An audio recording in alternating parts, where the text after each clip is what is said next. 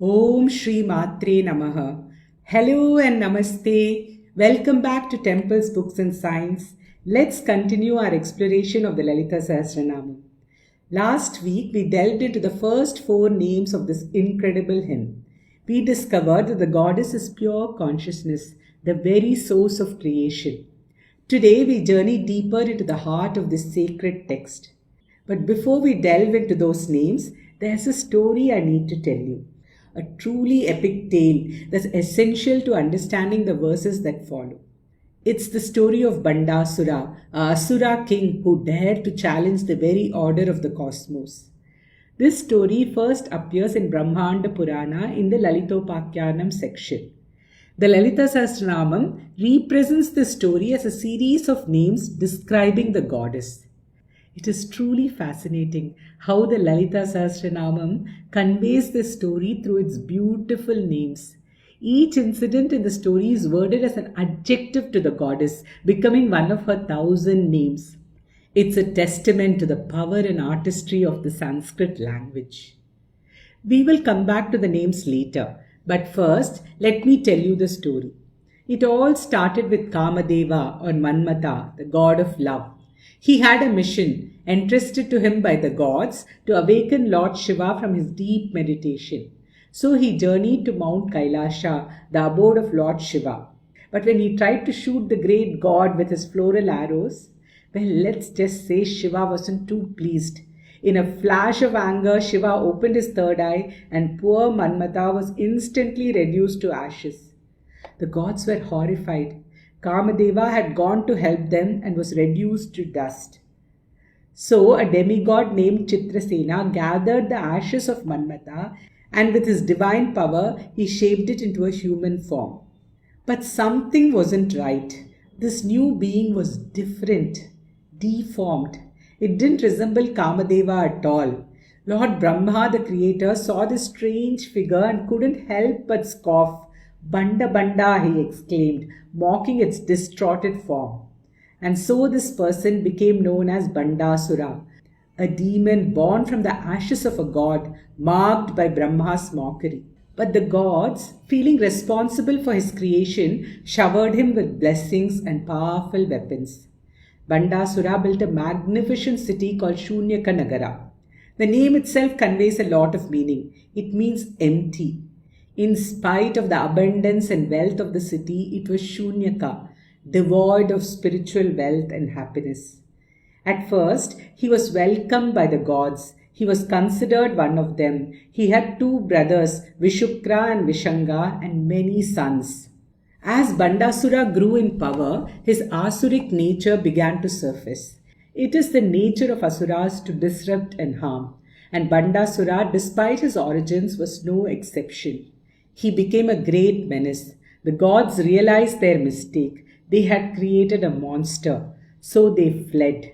They sought refuge in the Himalayas. And there, amidst the icy peaks and swirling snows, they prayed. They performed intense austerities. They called out to the Divine Mother, the primordial Shakti, the source of all creation. They pleaded for her help. They begged her to restore the balance of the cosmos. Lord Shiva himself officiated a grand yajna. He ignited it with a spark from his third eye, which is the eye of knowledge. All the gods added their power to the fire. Finally, their prayers were heard. From the sacrificial fire of their penance, she emerged, Goddess Lalita. Can you imagine her? Resplendent and powerful, adorned with divine ornaments, radiating an aura of infinite compassion.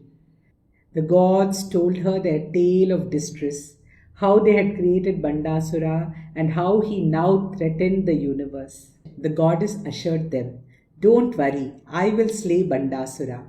And the gods, overjoyed, bestowed upon her the name Kameshwari, Lalitambika, the one who fulfills desires and grants liberation. She then married Lord Shiva and became his consort, further strengthening the divine forces against Bhandasura. A magnificent kingdom was built for her, Srinagara, a city of divine beauty and light, which stood in stark contrast to Shunyaka, the hollow city that Bhandasura had created. And there she gathered her army, the Shakti Sena, a force composed entirely of powerful feminine energies. And then the battle began, a fierce battle that shook the very foundations of the universe. The goddess, with her army of Shaktis, faced Bhandasura and his Asuras. Celestial weapons clashed, magical powers were unleashed, the cosmos trembled as the forces of light and darkness collided. But in the end, who could stand against the goddess? With her unparalleled strength and wisdom, she triumphed.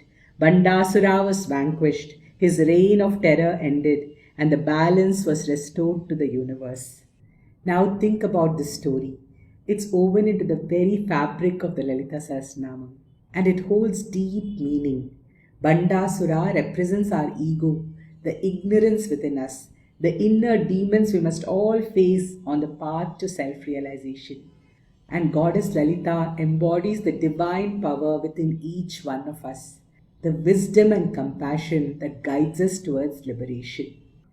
Now, with this story in mind, let's delve into the fifth name of the Lalita Sahasranamam, Devakarya Samudyata. It means she who manifested for the purpose of the gods. She emerged to help the gods, to fulfill their needs. This whole war with Bhandasura is a symbolic representation of our own inner world, our own struggles. The Devas represent our senses, our eyes, ears, touch, taste, smell. They are meant for good things, aren't they? To help us grow, to experience the world, to move forward on our spiritual path. But the truth is, we don't always use them that way. Our senses get pulled in wrong directions by negativity, by ignorance, by all the things that hold us back. So, what is the symbolism of the gods going to the Himalayas and doing tapas? It means turning our senses inward, sacrificing our ego in the fire of consciousness, directing all our senses towards self-knowledge. It's not an easy task. It takes tremendous self-control, discipline, and sacrifice. That is why it is represented as a great tapas, a penance. But when we do this inner tapas, something amazing happens. The fire of self-knowledge grows. It burns away all the ignorance inside us. It purifies us. And from those flames, the goddess emerges. We discover our true nature, pure consciousness. We connect with our real self. We discover Brahman. That's why the preceding name describes her as Chidagnikunda Sambhuta, the one who emerged from the fire of pure consciousness. And when this happens, when we truly know ourselves, we become empowered. We can defeat all those negative forces within us, just like the goddess defeated Bhandasura. And that's the symbolism of goddess emerging from the fire of consciousness and going to battle for the gods. Chidagnikunda Sambhuta Devakarya Samudyata. Now let's move to the next name, the sixth name in Lalita Sahasranamam, Udyatbhanu Sahasraba. Udyatbhanu Sahasraba means she who is like 1,000 rising suns. Can you truly imagine that? 1,000 suns all rising at once. It's a vision that surpasses our understanding, beyond anything we can conceive. And that's exactly the point. Just like the brilliance of 1,000 suns is beyond our grasp, so too is the nature of consciousness. It's beyond words, beyond imagination, limitless, infinite. Why the rising sun, you may ask? Well, it's a metaphor. It captures her radiant red color. But it's not just about the color. The rising sun brings light and illumination to the world, just like the goddess. She dispels the darkness of ignorance and awakens us to our true nature. Udyatbhanu Sahasraba reminds us that the goddess is a constant source of light and strength. She is always there, even when we feel lost in darkness. She is the radiant power that can transform our lives, helping us overcome challenges and realize our full potential. The next name is Chaturbahu Samanvita, which means she who is endowed with 4 arms. They symbolize her presence in all 4 directions, north, south, east and west. her omniscience and omnipresence. The next four names are very special because of the sheer depth of their meaning. They reveal a fascinating aspect of our own nature that holds us back from liberation. Raga Swarupa Pashadya. Raga Swarupa Pashadya means she who holds the rope of attachment. She holds this rope in one of her left hands. It symbolizes our clinging to things, our desires, our cravings, all those things that we get attached to in the world and that ties us, that binds us. Krodhakarang Kushojvala. Krodhakarang Kushojvala means she who shines with a goad of anger. She holds the shining goad in one of her right hands. It represents anger and hatred. Manorupekshu Kodanda. Manorupekshu Kodanda means she who holds a bow made of sugarcane, which is our mind. Our mind is her bow. She holds this bow in one of her left hands. Why is the mind represented as a sugarcane? A bow has to be strong and made of metal, isn't it? A sugarcane bow is easily breakable. But that's the thing about the mind. It's not about the brute force. It's about subtlety. Like the sugarcane, it tempts us with its sweetness. It lures us with those sweet promises. The mind's power lies in its ability to make us believe those promises, to make us crave those things that ultimately won't bring us lasting happiness. Pancha Tanmantra Sayaka. Pancha Tanmantra Sayaka means she who has the 5 subtle elements as her arrows. We can also translate it to she who has the 5 senses as her arrows. These arrows represent our 5 senses: touch, smell, hearing, taste, and sight. Again, these aren't sharp metal arrows either. Their tips are made of flowers. They don't look harmful at all, do they? It is a brilliant visual metaphor for a paradox. On the one hand, they are arrows. They could hurt us. They could even cause our downfall. But on the other hand, they are just flowers. They're soft. They're beautiful. That's how our senses can be. They seem so powerful. They pull us in different directions. They tempt us. They can even cause the downfall of the greatest among us. But unlike a regular arrow, they don't harm us by causing pain, but by giving us transient pleasures which make us addicted to them. And incidentally, our Puranas have actually named each of these arrows. They have given these arrows really interesting names, which are very telling. The first arrow is called Harshanam, the one that creates joy. Think about how good something can feel, how it can make us happy. The second arrow is called Rochanam, the one that is pleasing. It is the sense of attraction, of wanting more. The third arrow is called Mohanam, the one that causes delusion. This is where it gets harmful. We start to lose ourselves to these sensations. The fourth arrow is called Soshanam, the one that sucks. It drains us, takes away our energy and focus. And the last one is called Maranam, the one that causes death. Ultimately, if we are not careful, our senses can lead to our downfall. Now, what does it mean that Goddess carries these weapons? Raga Swarupa Pashadya Krodhakarang Kushojvala, the rope of attachment, our clinging to things, our desires, our cravings, the goad of anger and hatred, those fiery emotions that burn within us. In Vedanta, these two, attachment and hatred, Raga and Dvesha, are considered the root of all evil, the cause of all problems. They hold us back on our spiritual journey. They create suffering in the world. Every Upanishad reiterates this emphatically. Even Lord Krishna in the Bhagavad Gita talks about this again and again. Kama esha krodha esha rajoguna samudbhava mahashano mahapapma vidyena mihavairinam.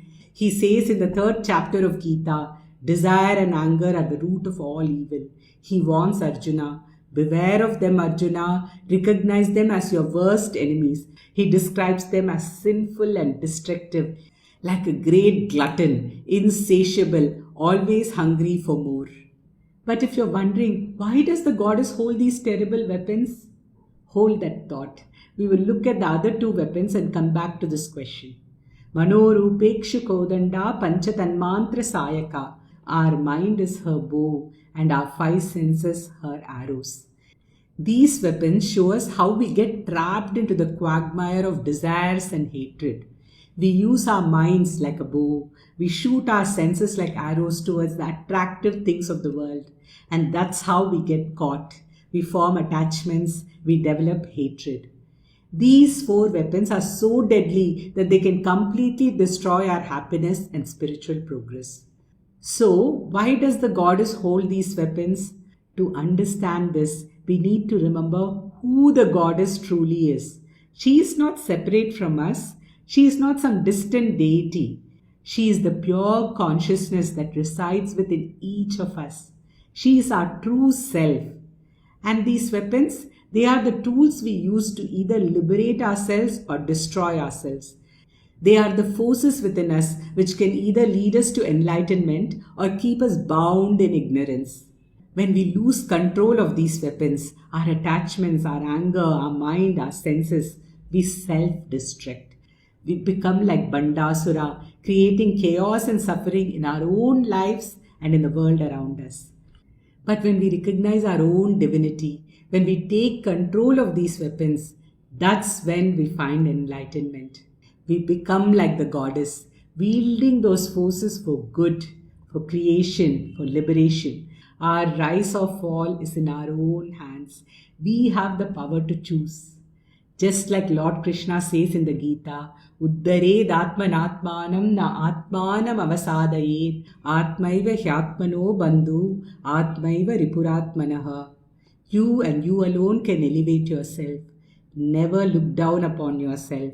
You are your own best friend and you are your own worst enemy. The goddess holds these weapons to remind us of this choice, to remind us of our own power, to remind us that we are the masters of our own destiny. Till now, I have described the symbolism of these weapons, but it does not end here. As I said, each name in the Lalitasahasranamam has many layers of meaning. Remember in the last video how we saw the Bija Mantra Shreem woven into the first three names? Well, each of these four names is also infused with a specific Bija Mantra. Now you might be wondering, what exactly are these Bija Mantras? Let me explain. They are single syllable sounds believed to hold the vibrational essence of a deity. Think of them like concentrated capsules of spiritual energy, each carrying specific vibrations and powers. Their power lies in their sound rather than their literal meaning.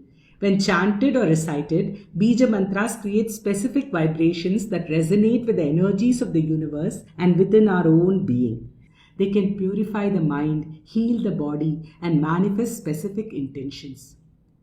Now, let me remind you of something else I mentioned in the previous video. The form of the goddess is not a random creation. It is a carefully crafted representation of divinity intended to invoke specific divine qualities within us. The combination of the image of the goddess and the Bija Mantras encoded in these names are designed to awaken those qualities. In this video, so far I have spoken about the qualities that prevent us from realizing our divinity. Attachments, desires, anger, hatred, and so on. All these qualities are obstacles to our spiritual progress. But Vedanta also gives us a list of qualities that help us in the process of liberation. Qualities that are essential for spiritual growth and freedom. The weapons the goddess holds are meant to help us acquire these qualities. Raga Swarupa Pashadya. If you meditate upon the hand that holds the noose and the name associated with it, Raga Swarupa Pashadya, it is said to cultivate Vairagyam within you. Now, Vairagyam is a very important quality for those seeking self-knowledge. However, there is no perfect English translation for it. It is often translated as dispassion or detachment. But it's more than that. It's a state of reduced desires and attachment.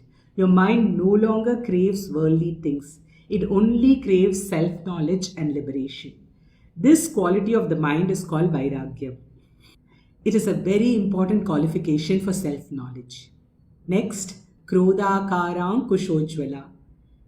If you meditate upon the hand that holds the goad and the name associated with it, Krodhakarang Kushojvala. It is said to help you develop self-control. Control over your senses, control over your anger. Think of it like this. The goad is used to guide an elephant, a powerful creature with immense strength. But that guidance requires skill and steady hand. Similarly, controlling our anger and our senses requires great inner strength and discipline. This self-control, it's like a superpower. It allows us to stay focused, to make wise choices, and to navigate the challenges of life with grace and equanimity. Then we have Manorupekshu Kodanda. If you meditate upon the hand that holds the sugarcane bow and the name associated with it, Manorupekshu Kodanda, it is said to develop Viveka or wisdom, the ability to understand what is truly important in life, what is worth pursuing and what is just a waste of time. Imagine you are an archer. To hit the target, you need to focus your aim to understand the distance, the wind, and the strength of your bow. Similarly, in life, wisdom allows us to see clearly, to discern between what truly matters and what is fleeting. It helps us make choices that lead to lasting happiness and fulfillment. In Vedanta, this quality of mind is called Nitya Vastu Viveka, the ability to discriminate between eternal and non-eternal. It's another important qualification for liberation. Finally, Pancha Tanmantra Sayaka. If you meditate upon the hand that holds the arrows and the name associated with it, Pancha Tanmantra Sayaka, it is said to develop Mumukshutvam. Mumukshutvam is the intense desire for liberation, the burning yearning to break free from the cycle of birth and death and merge with the divine. Think of it like this. Mumukshutvam is the fuel that propels us on our spiritual journey. It's the longing for something more, something beyond the limitations of this world. It's the driving force that pushes us to seek the truth, to overcome obstacles, and to ultimately realize our true nature. As I said, these 4 names, they are truly special. We have just scratched the surface of their meaning and power. But I will stop here. Before I conclude, I want to express my gratitude to someone who has deeply inspired me on this journey with the Lalitasahasranamam. While I have been chanting this hymn since childhood, it was listening to the discourses of Samavedam Shanmuga Sharma Garu that truly opened my eyes to its beauty and depth. I am deeply grateful for his teachings and his dedication to sharing the wisdom of the Lalitasahasranamam. He speaks in Telugu, and for those of you who know the language, I highly encourage you to listen to his discourses. That's it from me. Join me next time as we continue our journey into the heart of Lalita Sahasranamam. Om Shri Matre Namaha.